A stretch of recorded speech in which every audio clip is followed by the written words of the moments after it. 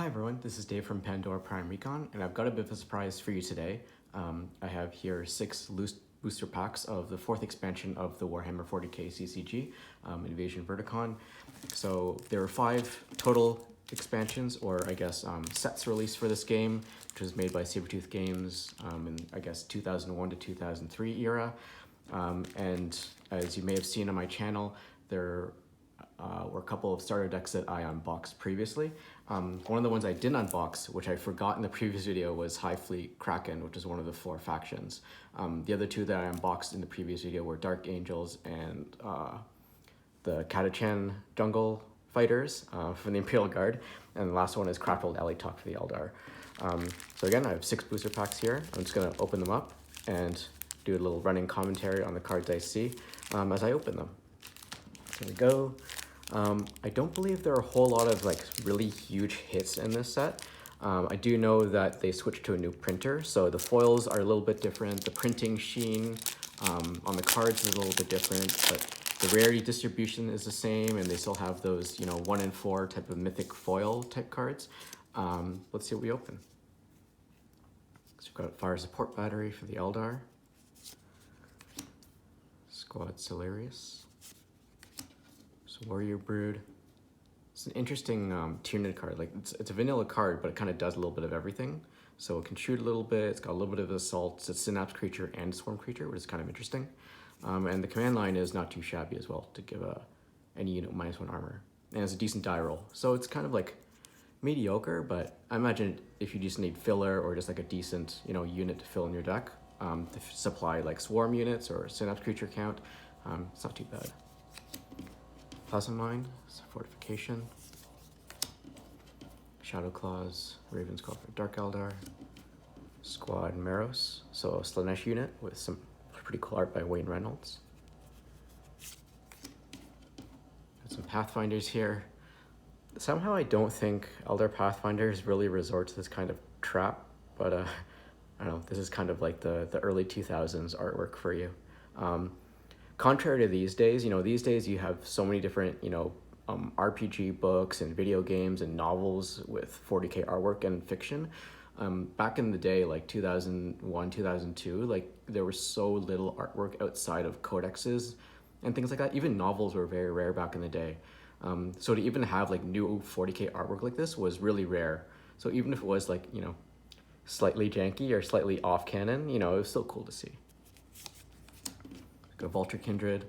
So they never made Tau as a faction in this game. I think they were planning to at some point, but this is one of the 2 or 3 mercenary units that was in the game, and they're usually aligned with orcs. This is kind of the hint that Tau was kind of on the radar of the game designers. So we've got Feral Trappas as an uncommon. We've got Hesperus, so we've got Dark Angel Scouts as our 2nd uncommon. Planetary Defense Cannon is our 3rd one. I've written a bit about this card on my blog about how it's kind of, I guess, a signpost for like the design nature of the game and the health of the game, because this card was purely designed to hose the extra BA mechanic. So anytime a player tried to take 2 or more BAs in a row, this would really shut them down. And it's just a really good overall like card, like a filler card, because it's it's a 6 die. It's 4 armor, so it's in a flag, so it's really hard to kill. And the event means that it basically replaces itself after every battle, so that's quite cool. Our rare is Shaban, Warrior Squad. So again, you have the featured Deathwing units fighting against the Dark Eldar.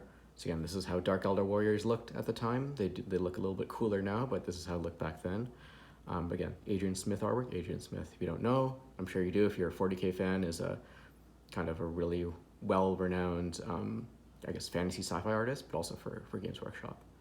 And so the Warrior Squad is kind of indicative of like the common Dark Eldar theme of making your opponent choose between 2 really bad things.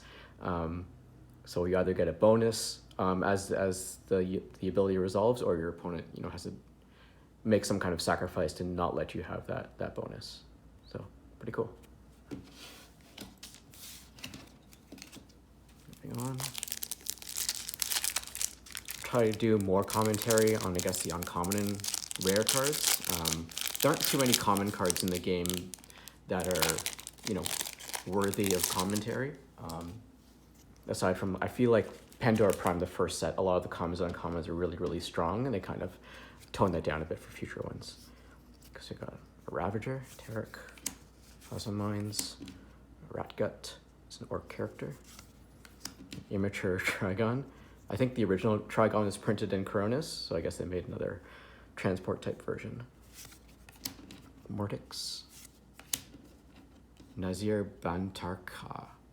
I think I mentioned this in a previous video, but a lot of the Dark Eldar Archons that were featured in the artwork for this game, they all had like this kind of like the samey type helmet where it had like the huge top knot and like the plastered human face on the helmet. And that's because that was the only model available at the time for Dark Eldar Archons. So again, like these days, Archons and, you know, other Dark Eldar characters look a lot cooler and have a lot more variants, but because this was like the one model, all of the artwork was based on the one model, so it looked like every single Archon had like the human skin helmet and the super massive top knot and the power claw.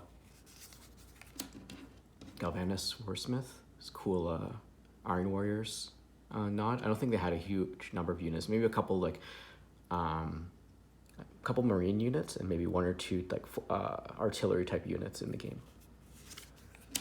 Roundin Fire Dragons, Urban Assault Tank, so one of our commons. Gazara Hell Swooping Hawks as a second uncommon. Squad Zeltis is third, and a rare. Got another Dark Eldar rare. It's Hazlan. It's Raider Squad. So Dark Eldar have quite a number of these units, which are Raider Squads. Like they're both infantry and vehicle. I haven't quite figured out like the absolute winningest strategy for Dark Eldar, but I believe it involves finding some way to, you know, apply infantry bonuses to vehicle units and vice versa to try and get the most out of these multiple unit types. But it's a pretty interesting event where if it survives on a 4+, you can move any of your units to another sector. So it's potentially very strong, but also not entirely reliable, but it's a pretty neat card. It's command line. Look at your enemy's hand, your enemy discards a card of your choice. You get to Thoughtseize them. If you're magic, you know, magic terms. Interesting rare. Like a lot of Dark Eldar rares, they're very interesting. And that they make your opponent choose between two painful things. Third pack. Got some Catachan Swamp Rats, Reaver Squad Wayasi, Squad Colm. I believe this is Black Legion, so looks like a Black Legion Marine unit. Gurdrian. I was trying to pronounce it Gridiron, which is a much cooler name for a Dire Avengers unit, but I guess it's not really an Eldar word.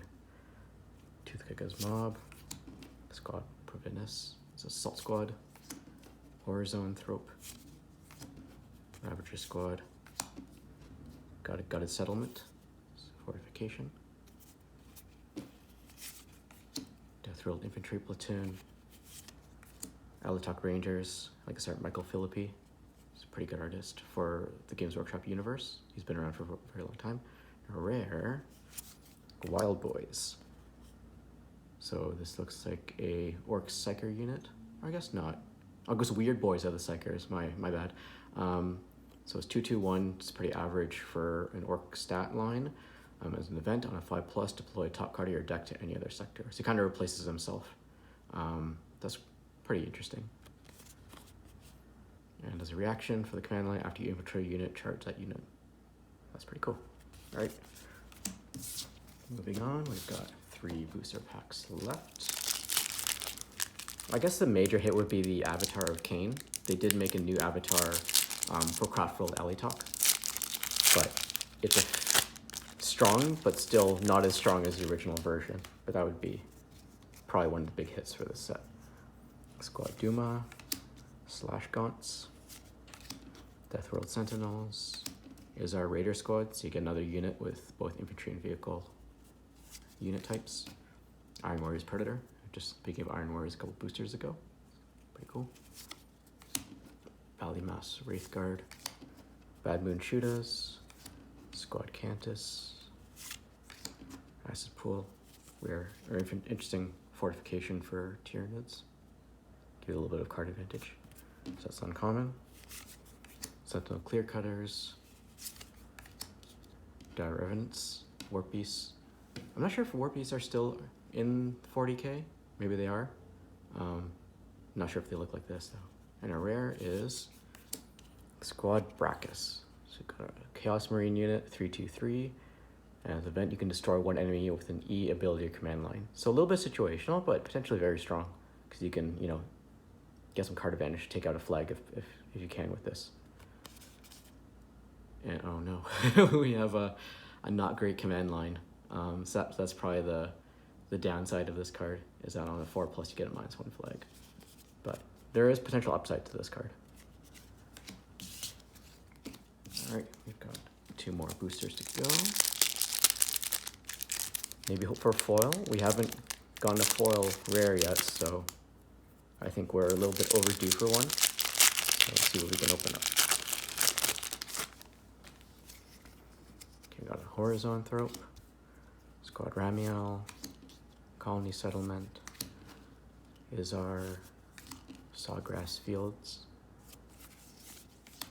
Fista Matthias, Rhino, Malgants, Warhammer Squad. I'm not sure what happened to this booster pack. The card's a little bit bendy, but I guess that's what happens. You know, a lot of times you pick these cards up from like old collections, or people just kept them in storage for a really long time, and they're, you know, probably bunched in with other stuff. That's probably what happens. All right, first uncommon, the Squad Arbelan. It's a 3/2/3. Pretty vanilla, and a 1-die, which is not great, but it's got counterattack. It's kind of like a Squad Damocles, in a sense. It's solid, if a little bit unimpressive. Anistra War Spiders. This is a rare. We had 1 in common, right? I don't think we've... That's interesting. Okay, so we have a rare here. Maybe it's in the wrong spot, but this is Anistra Warp Spiders. So all Warp Spider units have some kind of assault ability, but this one's pretty cool because it can blow up at least 1 unit outright, and if they have multiples, you can blow them all up. So that's quite cool. We have another rare. Very interesting. So I'm going to comment on this now. When I was doing some research into old Sabretooth forum posts, they did say that because Verdicon was printed by a new card printer, there were some collation issues, which means that some booster packs had no rares. Well, in this case, some booster packs had many rares, or at least more rares than they should have. So you're kind of seeing that here firsthand, where we just got a Anistra as 1 rare, and we have Whirlwind as a 2nd rare in the pack, which is a nice little surprise. So let's take a look. So Whirlwind is one of the few, if not the only, Marine artillery unit in the game. So you can kind of tell that it kind of exemplifies the Marine strategy of just being really, really good while having really few numbers. So you've got a 4+ shell, which is pretty easy to pass, kind of hard to kill. It's got a reaction where if you lock a unit with the shell with a die 5+, you just blow it up outright. So that's quite cool. And Whirlwinds are always, you know, they're kind of an iconic Space Marine unit, so that's quite cool to see. So it's a pretty solid vehicle all in all. It's got a 5-die, and again, it's pretty exemplifying, you know, Space Marine themes. It can boost a unit's armor as well as its firepower. That's quite cool.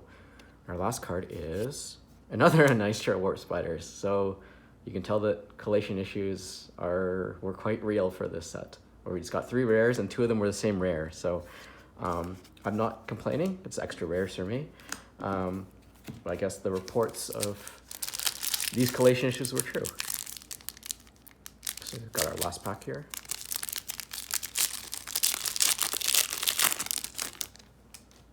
All right, so we've got, okay, collation issues. We've got our first card is a foil rare, which is Ironhand Strachan. So we actually got, you know, a foil this time, which is what we wanted. I think the odds, as old forum posts indicated, were about 1 in 4. So we're lucky. We're happy we got this. So Ironhand Strachan, when you set up your army, you lock him as a reaction on a 5+. After one of your units is destroyed, you get to rally a catch-hand unit, and also on a 4+. After someone locked one of your units, you can rally any unit. So there are lots of BAs that can lock units. Artillery shells can also lock units. So Ironhand Strachan kind of put them back into the fight, which is pretty cool. As a command line, you can blow up one of your catch-hand units to blow up any unit, which is a couple of other factions have command lines similar to this, but this is quite useful. You know, because you can use units that have already locked and fired and assaulted or whatnot, they're not going to have any more use in the battle. But if you need to lower your opponent's flag count after the fact, then this is lets you get extra value out of your units. So pretty cool card. Probably quite useful to have in a cat chance deck as well. Okay, so for some reason it's flipped around. I don't know why that is. So we'll see. Okay, it looks like the rest of the booster pack might be normal after this. Okay, we're back to the commons. It's got Duma, got Iron Warriors Predator, your Roman Black Guardians,